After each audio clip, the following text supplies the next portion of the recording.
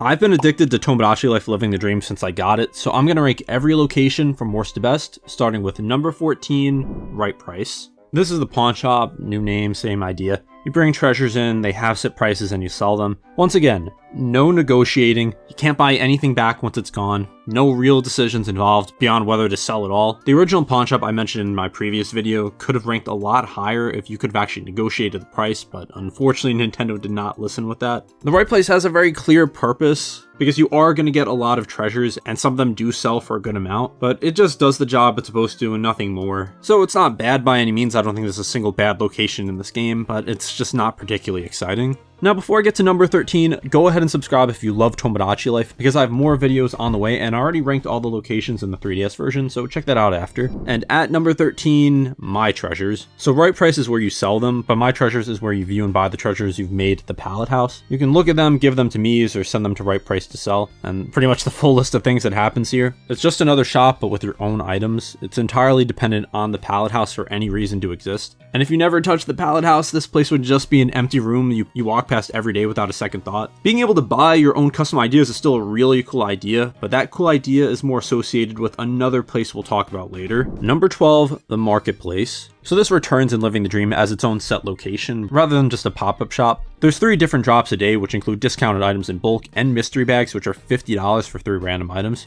Today I got persimmons for super cheap in bulk, and I actually got some good items from the mystery bag, but I forgot exactly what they were. I have the marketplace low because it's a location only available 3 different times a day, which is less than the other shops, which are 24/7. And you only get one thing at a time, so there's not really much variety here. It was cool as a pop-up shop, and I don't mind it being its own thing here, but it's just not very high up for me. Number 11, Foto-Tomo. This is what grew out of the photo studio from the 3DS game, and it is very similar. You can select whatever Mii's you want for a photo, select a background, pose, expression, and get your screenshots. More customization than the 3DS version, but you could also take screenshots at all times on the Switch, so you don't really need this as much either. Sure, it can be fun to use the customization options to get your perfect picture to post to MySpace or Google Plus or whatever, but most people, including myself, will just use this a couple times and then never touch it again. Definitely a good feature to have though, because I know there are a lot of people who really do get a lot of use out of photo modes in games, and something I didn't even notice at first was that it'll display some of the photos on the building itself, so that is really cool. Number 10, TNC Reno. So TNC Reno handles house customization, anything interior like decorations, full exterior design for every Mii's home. On 3DS, the equivalent was the interior shop, which sold room styles that were basically different wallpapers for what was ultimately a menu screen. I liked buying from it even though it made about as much of a difference as people responding to brands on Twitter asking them for something. No Mii got happier because of a specific interior, you were just buying the design. Here it matters more because the houses are visible the whole way through. The exterior you pick is the building sitting on your island that you walk past every day. The interior you designed is the space you're standing in when you visit, and a Mii with a house that fits them feels more meaningful here, even though it really isn't by much. Having all your Mii's in a default interior just starts to become boring when there's just so many customization options, and you could actually explore the space with the camera more. So I haven't used this too much yet, especially the exterior customization, but I feel like this is something that could go up a little bit if I start to get more creative with the actual designs. This list is just my own opinion, so if you disagree, it's perfectly fine, and I could definitely see why someone might want to have this a lot higher.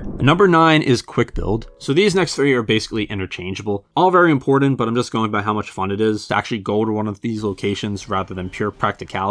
Quik Build is the island decoration shop, and it matters more than it sounds because it's how your island actually becomes yours. Anything like street signs, benches, vending machines, you buy those here and place everything using the island builder wherever you want it. These actually interact with what you put down too, so a bench you drop somewhere will actually get used by whoever wanders past, and a picnic table will have people sitting at it. It's not purely decorative because the stuff you buy here actually becomes part of how your island functions day to day. Something worth knowing about Living the Dream is that you could place multiple copies of the same building on your island, and that applies here too. 2 quick builds, whatever layout makes sense for how much you've set things up. For most people, that really doesn't change much, but if you're really getting at the island design and want to make it seem like there's more going on, you can buy multiple locations of different stores and stuff. Nothing memorable happens inside Quik Build itself, nor does it in the other shops, but even though this is technically going to be more useful than the next couple locations, it just feels less like a store and more like a menu. Like most of the time you buy an item to use on the island, it will be in the builder rather than actually selecting the location itself. I would totally understand why to put this higher though. Number 8, the Fresh Kingdom. Besides sounding like an 80s themed level in Mario Odyssey, Fresh Kingdom is where you buy food. Food is very important in Tomodachi Life because you feed Miis, earn warm fuzzies, and watch them level up. The loop is fine on its own, but what's running underneath it is a preference system that makes each Mii feel like a distinct person, and that system is one of the best things in Tomodachi Life as a series. Every Mii has foods they love, foods they tolerate, foods they dislike, and one specific worst nightmare item they react to like you just slightly disagreed with a Redditor. The only way to find any of this out is to feed them things and just watch what happens. It's also just so funny to see the PNGs of these food items, which are actually HD here, unlike the 3DS version. Hitting a food a Mii loves for the first time is just one of the most satisfying things in this game, and I think I mentioned this in the last video. The early game especially is this constant trip of new reactions to discover, and because Fresh Kingdom keeps rotating items you haven't bought yet through its daily specials, the discovery loop runs longer than you would expect, and I find myself wanting to check it out every day to see what's available. Number 7, wear and wear. Clothes are the most visible thing about your Miis. You see what you're wearing every time you look at them, and it's a big part of the fun of this game. Like, I made Leon Kennedy on my island and gave him this police uniform because it just adds to making these Miis feel more authentic. There's also a lot more items here at once just to take a look at. Wear and wear also combine hats into the same shop as clothes rather than splitting them into a separate building like the 3DS game did. I said in the original ranking that if the hat shop had never existed and hats were just in the clothing shop, then nobody would have noticed anything was missing, and apparently Nintendo agreed. The daily specials rotation makes checking this more addicting than it should be. You know today's specials are just items you don't own yet, and you show up anyway to see if there's any good ones. This game has over 9,000 items, so if you want to 100% it, your best bet is making sure you don't miss a new thing if you don't have it. And just to be clear, I'm not saying 9,000 clothes, I'm saying 9,000 items total. And if you watched my last video, you might remember I had the food shop higher than clothes, but the reason they're swapped here is because it now has hats too, and there's just so much more here giving it the edge. Number 6, Tamoria Restaurant. Tamoria, I don't know, I'm just gonna say Tamoria, but it is what the cafe became, and the cafe was one of my favorite locations in the original for a pretty specific reason. You would just waltz in and see Miis having conversations or having pity parties and seeing other Miis work there. You couldn't trigger any of it, you would just show up and find something already going on. And that's kind of what I love about Tomodachi Life. Like when you just go somewhere and you just see the Miis are already interacting. Tamoria has some of that, and you can also pick up a Mii yourself and physically bring them to the restaurant to sit with someone, which the original cafe never let you do.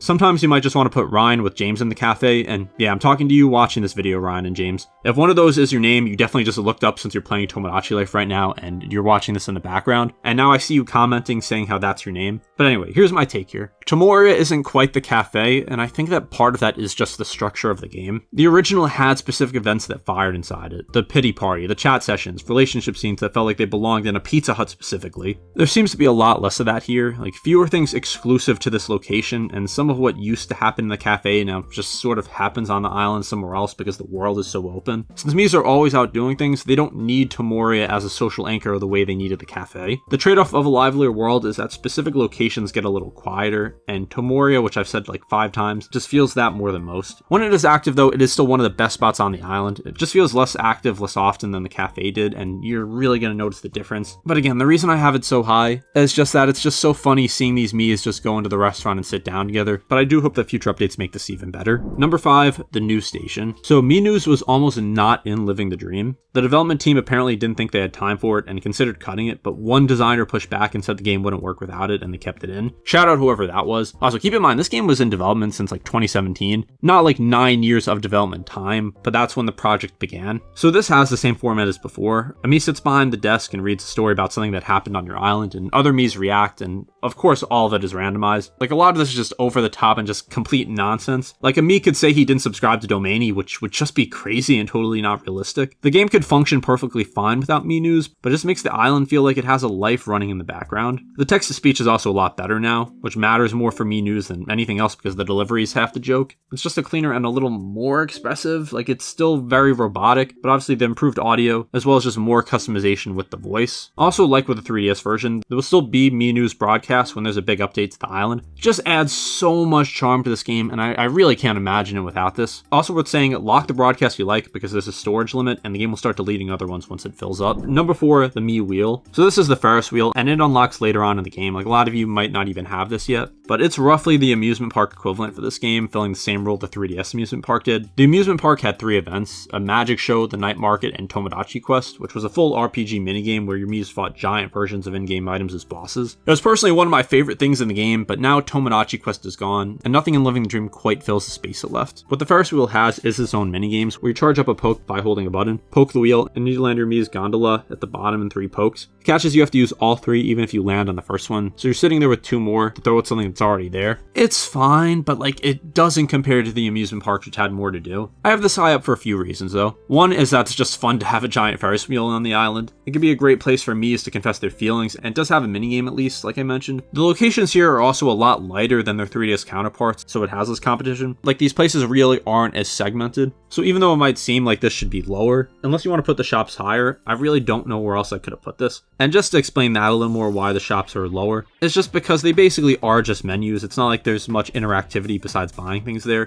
That's just my view on it, feel free to disagree. And at number 3 is the Wishing Fountain. Like with the Town Hall and Tomodachi Life, this is kind of a weird one to rank. On the surface it sounds like this should rank way lower. It's a fountain, you collect the warm fuzzies, you spend them on upgrades, but the Wishing Fountain is what the whole game runs on, so it is extremely important. The old 3DS fountain was basically mandatory taxation, so I hope none of you added Ron Swanson to your island. Mii's put money in every day, you show up and take it, so it's just free currency for existing. The Wishing Fountain keeps the free money, which I do appreciate, because some things shouldn't be fixed, but it does a lot more on top of that. So warm fuzzies don't accumulate automatically. They come from actually making your Mii's happy, whether it's feeding them food they love, introducing them to someone they might click with, or just giving them an item they like. And then you bring the warm fuzzies there and use that to upgrade the island. You get new goods for your Mii's, little quirks that change how a specific Mii moves or speaks or greets people, island upgrades that expand what's physically possible. Every good thing you do for your Mii's loop through here eventually, and comes back as more ways to just make them happier, which then generates more warm fuzzies, which comes back around again. So the Wishing Fountain is where the game's whole reward loop closes. There is also something I don't want to spoil here, but it does involve the fountain. What I really miss about the old version of the fountain is things like the rap battles which happen there. And also, fun fact, I didn't even know this until I got comments on the last video, but there was also a word chain game in versions outside of North America. There was the morning market, which was here too, and it was a Mii running a stall and delivering a bulk food sales pitch with varying degrees of success. Both of them are gone now. I mean, the marketplace exists as its own building, doing its own version of the market concept, but it just doesn't have that same vibe, whatever word you want to use, as watching a specific Mii you built try and fail to sell you something at 7 in the morning. The Wishing Fountain is still one of the best locations in the game because of how integral it is, but it's just a little quieter than it used to be, and it is something you do start to notice. Number 2, the Pallet House. So this is genuinely the most creative idea in Living the Dream, and I don't think it's particularly close. It's a full creation workshop where you design things from scratch, whether it's clothes, foods, pets, treasures, house interiors, and exteriors, and you could use a controller or touchscreen for all this. The only limit is what you're willing to put into it. Nintendo themselves didn't even put in sensors, so they're just letting you go wild. And what you make actually functions in the game as a real item. You design a food, give it a flavor profile, feed it to a Mii, and they react to it exactly the same way you'd react to anything else that's shipped with the game. You could design your Mii's house exterior, and that's the building sitting on your island, so this alone lets players get infinitely more creative. The ceiling here is high enough that the things talented people are making look like they belong alongside the official content, and the flexibility of the tools means you can get surprisingly specific with what you build. One thing the 3DS game really lacked was the customization, and that's been greatly expanded upon here. Honestly, if you're more of a stick figure person like me, meaning I can basically just draw stick figures, not that I am a stick figure, the gap between what you make and what other people are making can be pretty wide. You can still get something out of it, the tools are intuitive enough that anyone can produce something functional, but the potential you're not quite reaching is right there in front of you. What really hurts this is the sharing location. Pallet House creations can only be shared through local wireless, meaning you have to physically be in the same room as someone. For a feature built entirely around creativity and showing people what you made, the limits here really sting more than most other things on this list. Like, sure, people can post things online and you can try to recreate it, but unlike just copying a normal Mii, you have to be at least somewhat good at drawing here. And I know personally I'm just not very good at drawing. It's still one of the best additions this franchise has ever had though. Even working alone with it, there's still a lot here. I would just love if Nintendo added some sort of even curated sharing to this. And at number 1, what else was it going to be? It's the Mii House. So on 3DS, everyone lived in the Mii apartments. There was just one big building with individual rooms, up to 100 Mii stacked on top of each other, and the whole game was built around it. Each Mii now has their own house placed wherever you want on your island.